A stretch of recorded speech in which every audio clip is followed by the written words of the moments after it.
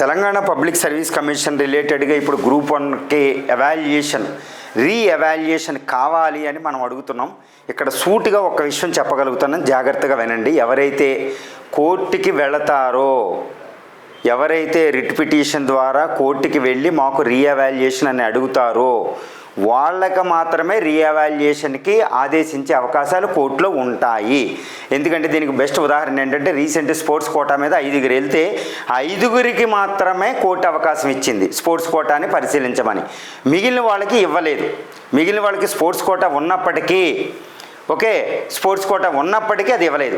ఇప్పుడు అందుకే నేను ఏం చెప్తున్నానంటే, కోర్టు వెళ్ళిన వారికి కోర్టుకి వెళ్ళి మాకు రీఎవాల్యుయేషన్ కావాలి, పునఃమూల్యాంకనం కావాలి అని ఎవరైతే ప్రేయర్ చేసి అడుగుతారో కోర్టు సంతృప్తి చెందితే వాళ్ళకే రీఎవాల్యుయేషన్ పెట్టమని అడిగే అవకాశాలు ఉంటాయండి. ఎందుకంటే రీఎవాల్యుయేషన్ అనేది టీజీపీఎస్సీకి చాలా ఖర్చుతో కూడుకున్న వ్యవహారం. తెలంగాణ పబ్లిక్ సర్వీస్ కమిషన్ ఏమంటుందంటే, మేమంతా ప్రాసెస్ ఫెయిర్గా చేసేసాం, ప్రొసీజరల్గా చేసేసాం, మళ్ళీ ఖర్చు పెట్టాలంటే చాలా ఉద్ది పబ్లిక్ ఎక్స్చెక్కర్కి చాలా ఖర్చు అయిపోద్దండి, ఇది అంతా వృధా ప్రయాస, మళ్ళీ అవే వస్తాయని వాదిస్తుంది అనమాట.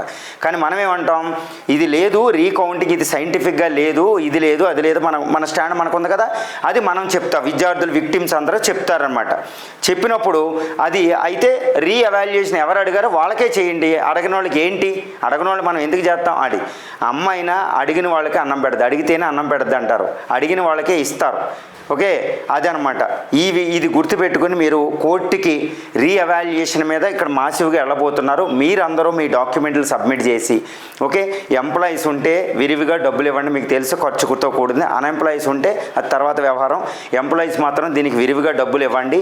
ఈ కోర్టుకి చాలా చక్కగా వెళ్ళడం జరుగుతుంది. కాబట్టి రీఎవాల్యుయేషన్ వెళ్ళిన వారికే మాత్రమే కోర్టు ఇచ్చే అవకాశం ఉంది. కాబట్టి రీఎవాల్యుయేషన్కి అందరూ రావాలని ఆశిస్తున్నాం.